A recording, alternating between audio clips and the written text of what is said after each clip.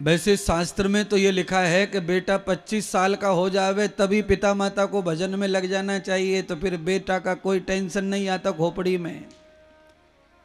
अच्छा कर, बुरा कर, बदनामी कर, प्रशंसा कर, अगर आपने ये निश्चय कर लिया, भागवत का, शास्त्र का ये ज्ञान ले लिया कि 25 साल का हो गया मेरा बेटा बेटी, अब मुझे भजन में लगना है, बस काम खत्म, तो मैं कहता हूँ आपको न बीपी होगा, न शुगर होगा, न आपको डिप्रेशन होगा, न टेंशन होगा।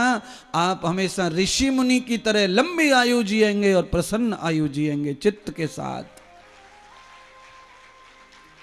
आपका प्रॉब्लम क्या है? आपका प्रॉब्लम यह है, चाहे जितना नीच क्यों ना हो, पर आप औलाद को छोड़ नहीं पाते।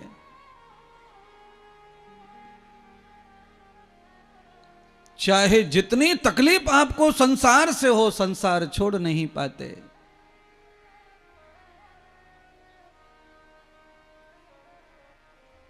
एक चीज तो है छोड़ने जैसी, आप फट से छोड़ सकते हैं उसको कहते हैं गुरु।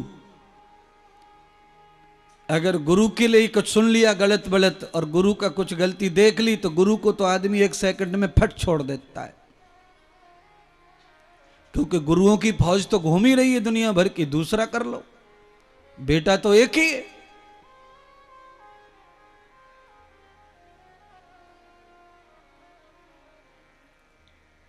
बेटा सुधर नहीं रहा, बेटी सुधर नहीं रही, आपने पूरा जीवन खपा दिया उनके विकास के लिए, तो फिर आपको संभल जाना चाहिए। महर्षि कश्यप तो विद्वान है, ज्ञानी है, वो क्यों दलदल में फंसेंगे? फिर ज्ञान किस काम का? फिर तो अज्ञान ही उत्तम है।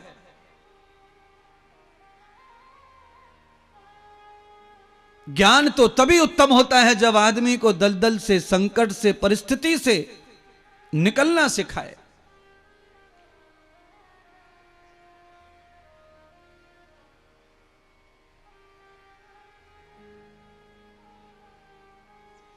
कुछ लोग देखा देखी जीते हैं।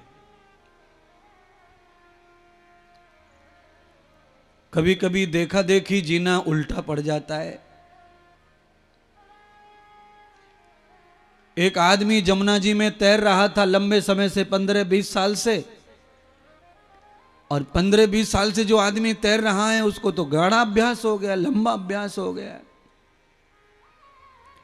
तो वो अलग अलग प्रकार से तैर लेता था।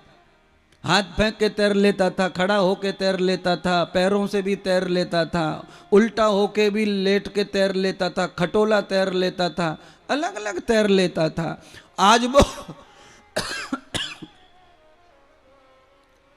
उल्टा लेट गया, आकाश की तरफ मुंह करके, पलाटी मार करके, दोनों हाथ लगा लिए सिर के नीचे, कंधा के नीचे, खटोला लेट रहा और तैर रहा।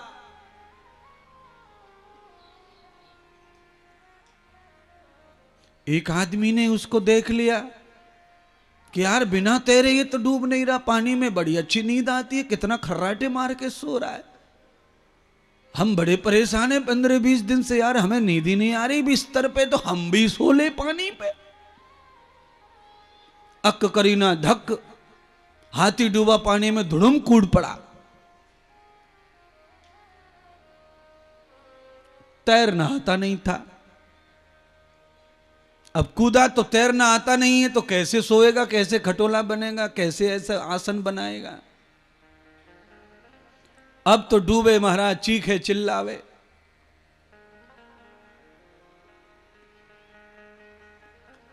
कुछ लोग खड़े थे उसके मित्रगण, जैसे तैसे उसे बचा लिया, पानी से बाहर निकल के उल्टी उल्टी करवा के शांत हो गया, शांति से होश आ गया, फ्रेश हो गया। तो फिर उसने संकल्प लिया नदी पर खड़े होकर के कि जब तक मैं अब तैरना नहीं सीख जाऊंगा तब तक पानी में पैर नहीं रखूंगा। वहां कुछ लोग ज्ञानी लोग खड़े थे, वो कह रहे थे अरे गधे, पानी में बिना पैर रखे तैरना भी कैसे सीखेगा? और वो कह रहा है कि अब तो मैं तैरना सीख जाऊंगा तभी पानी में पैर रखूंगा, अब खतरा मोल नहीं लूंगा। तो आदमी कभी कभी देखा देखी करके गलती कर देता है, और गलती करके बाहर आता है तो इतना डर जाता है कि ऊक टूक बोलता है मुंह से। फिर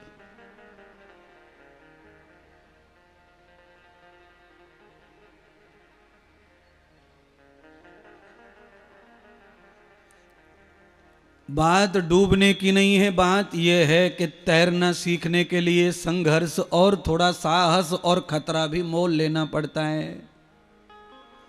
बिना खतरे के संसार में आप कुछ भी सीख नहीं सकते महाराज। कितनी बार चाशनी बिगड़ती है तब हलवाई मिठाई बनाना सीखता है। कितनी बार दीवार में टेढ़ा मेढ़ा होता है तब राज मिस्त्री दीवार लगाना सीखता है। कितनी बार पूरी कॉपी पूरी नोटबुक खराब हो जाती है तब हम लिखना सीखते हैं। और कितनी बार हम स्पेलिंग खराब कर देते हैं तब हम स्पेलिंग बोलना सीखते हैं।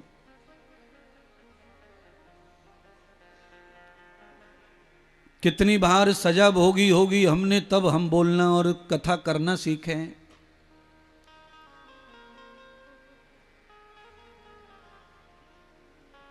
सीखने के बाद ही कथा में बैठो, व्यासपीठ पर बैठो, ये सही है। अनाड़ी आदमी व्यासपीठ पर जल्दी ना करे बैठने की, पर सीखने के लिए जो जो संघर्ष है, जो जो कष्ट है, जो जो खतरे हैं, वो सब सहन भी करने पड़ेंगे। पुराने जमाने में एक श्लोक का एक टुकड़ा चलता था, हमेशा लिखा रहता था सरकारी स्कूलों में, गुरुकुलों में तो लिखा ही रहता था। उसमें लिखा रहता था कि सुखार्थी नाम कुतो विद्या, विद्यार्थी नाम कुतो सुखम। अब ये श्लोक खत्म हो गया, स्कूलों में नहीं लिखा रहता। अब तो ये लिखा रहता है कि जितना ज्यादा सुखी विद्यार्थी को रखा जाए उतना विद्या आएगी, उतना स्कूल चलेगा। सुखार्थी नाम कुतो विद्या। विद्यार्थी ऋषि मुनि की तरह होता है। ऋषि मुनि में और विद्यार्थी में कोई अंतर नहीं है महाराज। जो जीवन योगी का है वही विद्यार्थी का जीवन है। विद्यार्थी का जीवन अगर सौखिया मौजिया भोगिया हो गया तो विद्यार्थी को विद्या नहीं आएगी। केवल अक्षर का ज्ञान लेके एक मशीन बन सकता है, पर चरित्र जीवन, मनुमत जीवन नहीं बना सकता। आज एक छोटा बच्चा आया था डबरा से, मैंने उसको समझाया, पूछा क्या बनेगा, उसने कहा मैं वो बनूंगा साइंटिस्ट। तो फिर मैंने कहा साइंटिस्ट बन जाना, पहले ये तो बता मनुष्य बन गया? उसके पास कोई जवाब नहीं था। जिस चोले में आए हैं, जिस नाम से पहचान है हमारी, पहले वो बनने की तैयारी करें, और दूसरे नंबर पर आपको जो बनना है वो बनिए। साइंटिस्ट बनिए, डॉक्टर बनिए, कलेक्टर बनिए, आपको जो बनना है वो दूसरे नंबर पे बनना है। राम जी पढ़ने के लिए वशिष्ठ मुनि के आश्रम में गए तो साधु का भेष धारण करके विद्या अध्ययन की। राजा राम राजकुमार थे, वो तो साधु के रूप में पैदा नहीं हुए, वो तो राजकुमार के रूप में ही पैदा हुए। कृष्ण का जन्म भले ही जेल में हुआ, पर वो भी राजा के घर में ही पैदा हुए, रानी के गर्भ से, राजकुमारी के गर्भ से ही पैदा हुए। पर गुरुदेव के यहां जब पढ़ने के लिए गए तो उन्होंने भी साधु का भेष धारण किया। कहते हैं विद्यार्थी काल में जितना भोजन और वस्त्र, रहन सहन जितना सादा होगा विद्या उतनी ज्यादा आएगी, और जितना ज्यादा एक्टिव चटक मटक होगा उतना सब चरित्र खत्म होता चला जाएगा। विद्यार्थी को महाराज ऐसे सजाना पड़ता है सुबह सुबह जैसे कोई दूल्हा को सजाना पड़ रहा है। बोलो, बालक जो है पढ़ने जाता है, आफत है एक तरह की पढ़ाई उसके आजकल के जमाने में, पूरे घर को बांध देता है। बच्चे के पढ़ने के चक्कर में लोग कथा में नहीं आते, ब्याह में नहीं जाते, मरे में नहीं जाते, गृह में नहीं जाते, रिश्तेदारी में नहीं जाते, सब चीज़ों को टालते रहते हैं। भैया छुट्टियों में आएंगे, भैया छुट्टियों में रो लेंगे, भैया छुट्टियों में कर लेंगे। सब काम, इतना बंधन पढ़ाई का माता पिता पर आ गया है, परिवार पर आ गया है। और पुराने जमाने में जब इंसान बनते थे, महान बनते थे, भगवान बन जाते थे इंसान, तब माता पिता को टेंशन पढ़ाई का नहीं था, माता पिता घर में मस्त रहते थे और बालक जंगल में गुरु के यहाँ पढ़ने चला जाता था और वहाँ से सुंदर फैक्ट्री से हीरा मोती नमकीन बन करके बाहर आता था महाराज। अब बच्चा बन के क्या आता है मुझे नहीं पता, मैं कहूंगा तो जरा ठीक नहीं लग रहा है। आप सब जानते हैं क्या बन के आता है बच्चा। कोई कोई तो डबल होके आता है कॉलेज से, सिंगल गया था डबल। बताओ, अभी तो थर्ड ईयर में पढ़ रहा है, इंजीनियर के सॉफ्टवेयर इंजीनियर बन रहा है, साइंटिस्ट बन रहा है, पढ़ाई चल रही है और डबल हो गया। मम्मी को पता चला, सबसे पहले मम्मी को ही पता चलता है। ऐसा कुछ लफड़ा हुआ तो मम्मी से नहीं छुपता यह मामला, पर मम्मी भी इतनी ढक्कन लगा लेती है कि पापा को पता ना चल जावे, कहाँ चल लो छोरा को। और जब बम फटता है तो फिर अपनों सो राय तो सो पी के कोने में गुपचुप नीचे को नजर डाल के मैं क्या करूं, मैंने तो खूब समझायो, मैंने तो फलानो करो, मैंने ढिकाणो करो, पर मेरी ना सुनी, मेरा ना सुना। अरे मां से नहीं छुपा सकता कोई और मां से छुप भी नहीं सकता, क्योंकि माता जो है बच्चे के हर चीज से अटैच होती है, पिता इन चीजों से जुड़ा हुआ नहीं रहता है। पिता और औलाद का जो जीवन है ना वो विश्वास पे चलता है। पिता जो है विश्वास रखता है औलाद के ऊपर, इसलिए वो कहीं पड़ा रहता है, जम्मू में, कश्मीर में, फलानी ढिकानी जगह, और बच्चे टेकनपुर में मौज ले रहे हैं। एक बावड़ी सी औरत और ये दो बच्चे, दोनों रह रहे हैं, नौकरी में मकान बना दिया है, फोन पे बता दे वे, पत्नी से बात कर ले वे, बीएसएफ का जवान। क्या चल रहा है? सब चल रहा है बढ़िया, आप चिंता मत करो, आप अच्छे से रहो, नौकरी करो, मैं घी भेज दूंगी, भैंस ने घी बना दियो 5 लीटर, और बच्चन के बारे में टेंशन मत ले, तुम अपनो ध्यान दो। तो पति अपने में इतना ध्यान दे देता है कि यहां पूरे डकैत तैयार हो जाते हैं।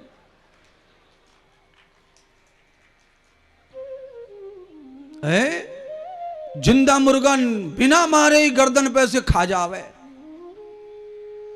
मुर्गी से पेट में से निकलने भी ना देवे, हाथ से खींच के निकाले अंडे को, इतना खदोड़ा हो जाता है।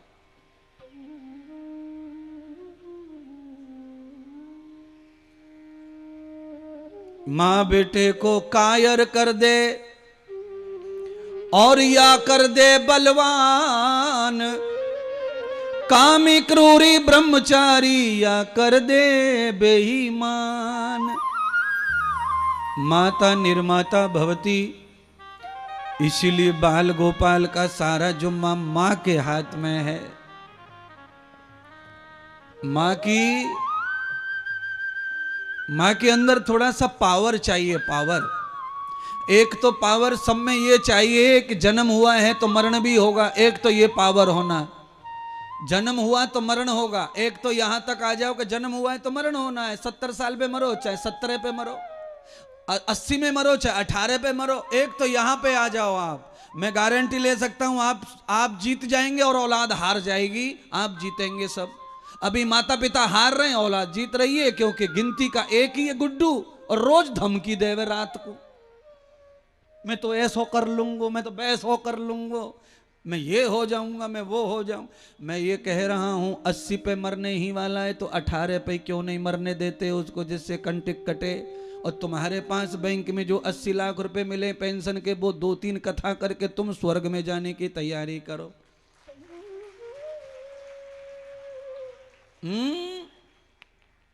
बताओ, नाक में दम कर रखी है माता पिता के, पर पैसे बच्चे के लिए ही गुरुजी को ना देंगे 1 रुपया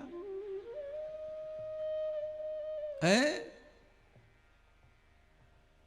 नाक में दम कर रखी है, पसीना छुड़ा रखे हैं, मरने को जी हो रहा है, पर प्लॉट भी उसी के लिए, मकान भी उसी के लिए, रुपया भी उसी के लिए, पूरे 34 साल में नौकरी में जो सोना खरीदा वो भी उसकी लुगाई के लिए।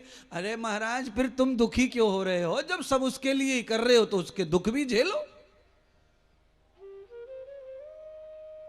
खुद को खड़ा करना पड़ेगा। ये श्रीमद् भागवत कथा, ये साधु सन्यासी ये फ्री में पसीना नहीं बहा रहे, ये तुम्हारे उद्धार के लिए, तुम्हारे सुखों के लिए बोलते हैं। तुम्हारे बच्चों से भी इनको उतना ही प्यार है जितना तुमको नहीं है। तुमसे ज्यादा प्यार संतान से यानी ये राष्ट्र से महात्माओं को है, आचार्यों को है। हम कथा सुनाने में इसलिए मेहनत नहीं करते कि भाई हमें रुपया मिलेगा, बहुत सारा पैसा कमा के हम ये हो जाएंगे वो हो जाएंगे।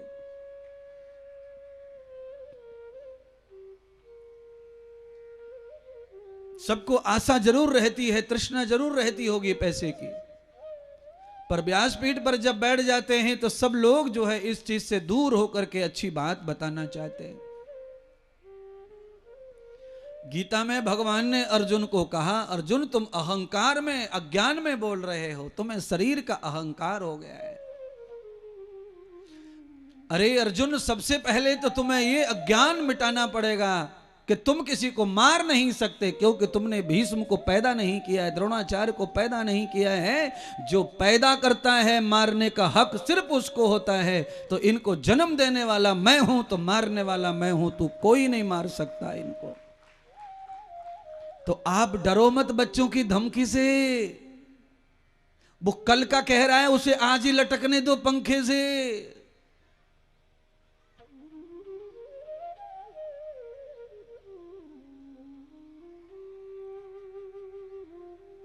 नहीं मरेगा ये भी ध्यान रखो, मरेगा नहीं वो। आप देख लेना कभी भी मोहल्ले में लड़ाई फड़ाई सी है जावे ना कि औरतन में है जावे तू में, तो फिर आप किसी औरत को समझाने के लिए बीच में बिचौलिया बन के घुसो। अरे गुड्डी रहन दे, कछु ना धरो इन बातन में, और लड़ाई में कौन के घर बसे, शांति में फायदा है। अरे तू बड़ी नहीं तू छोटी बन जा, चल घर में चल, चल घर में चल। और रोकने वाले आए, समझाने वाले आए, तो गुड्डी जो है ना हनुमान की तरह ताकतवर है जावे, फिर ना रुके महाराज, कूद कूद के आवे रोड पे खरंजा पे, अब ना छोड़ूंगी आपको। और आप बिचौलिया बन के समझाने मत आओ तो गुड्डी लक्ष्मण रेखा के बाहर ना निकले लड़ाई को, वहीं से चू चू चू चू करती रहे। तो आप आदमी को समझाने जाओ, रोकने जाओ तो वो रुके ना, फिर धरती बादल फाड़े, निकल पड़े शरीर में से बाहर आ जावे। हट जा, छोड़ूंगा नहीं। इसने गाली दी मुझे कैसे, इसकी इतनी हिम्मत हो गई। और ये 1.5 घंटे से गाली खा रहा था, अब आ गया कोई तो अब रुक ना रहा। किसी के घर में कोई बूढ़ा बड़ा मर जावे तो रोना पड़ता है माताओं को। बूढ़ा बड़ा मर गया है तो कम रोना पड़ता है, जवान जात मर गया तो ज्यादा रोना पड़ता है। पर ज्यादा भी रोना पड़ता है तो भी तो हम शांत होते ही ना, तो भी तो हम चुप होते हैं, पानी पीते हैं, बाथरूम जाते हैं। रात को नींद आए ना आए फिर भी पसरते हैं, तकिया लगाते हैं, सब काम करते हैं, नियम पूरे करते हैं, सब कुछ करते हैं। पर उसी समय कोई बाहर का आदमी आ जावे समझाने वाला या बैठने वाला दुख में, तो फिर देखो कैसी कैसी ललकारी मार के रोना निकलता है, हिचकियां मार मार के रोना निकलता है। जहां भी समझाने वाला आता है वहां आदमी को पावर आता है। आप लोग जितने भी पंडाल में बैठे, टीवी पर बैठे, वो सब में पावर आए उसके लिए मैं समझा रहा हूं आपको कि आप में भी ताकत आनी चाहिए लड़ने की संसार से और अपनों से। अपनों से लड़ने के लिए प्रहार नहीं करना है, अपनों से लड़ने के लिए त्याग करना है। अब आप सब बताना, आपके दाढ़ में कीड़ा लग जाए, दर्द करे तो आप क्या करते हैं? आप बताइए स्वामी जी, आप बताओ। दाढ़ में कीड़ा लग जावे, दाढ़ रात भर दुखे तो आप क्या करेंगे? उसको डॉक्टर पे उखाड़ के, हाँ, ये भी नहीं पूछेंगे भैया कितकू गई मेरी, डॉक्टर को जिधर पड़े उधर फेंक दे, पर दुख से पीड़ा से मुक्त कर दे। तो जैसे दुख देने वाली दाढ़ को उखाड़ के फेंक देते हैं, ऐसे ही दुख देने वाले किसी भी चीज को उखाड़ के फेंक देना चाहिए। अब बताओ, औलाद तो बाहर होती है, दाढ़ तो अंदर होती है, तो भी उखड़वाई कि ना उखड़वाई? गुरुजी समझाने का आइडिया बहुत बढ़िया है तुम्हारे पास, पर हम इतने पापी हैं कि हम उखाड़ के फेंकने वाले जिंदगी भर झेलेंगे, पूरी जिंदगी भर रोएंगे। नहीं रोना है, नहीं झेलना है। तो श्रीमद् भागवत के अनुसार भगवान सुखदेव राजा परीक्षित को कह रहे हैं, राजन आज कश्यप ऋषि तप करने चले गए, अपने बच्चों को संपत्ति दे दी सब। जिसके लिए लड़ाई है घर में वही दान कर दो। मैं तो ये कहना चाहता हूं, खाली हाथ निकलो घर से। मैं भी खाली हाथ निकला घर से।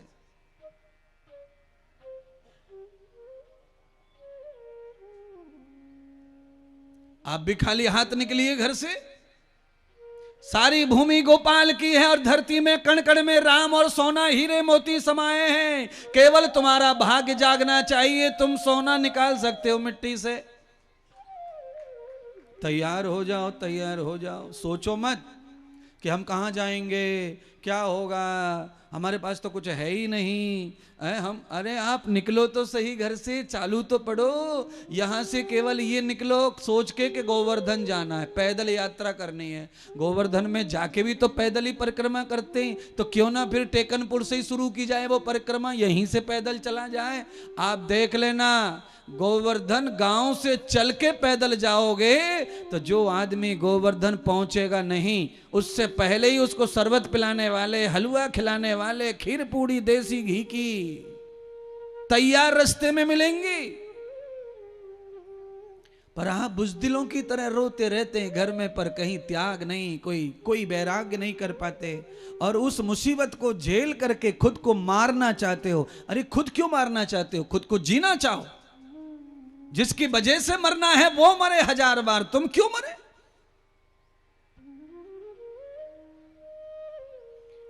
ये मैं आपको ताकत दे रहा हूं बुजुर्गों को, क्योंकि मैं बुजुर्गों की सेवा करता हूं। मुझे बड़ा कष्ट होता है। हमारे महाराष्ट्र में आश्रम पर बहुत दुखी बुजुर्ग हैं।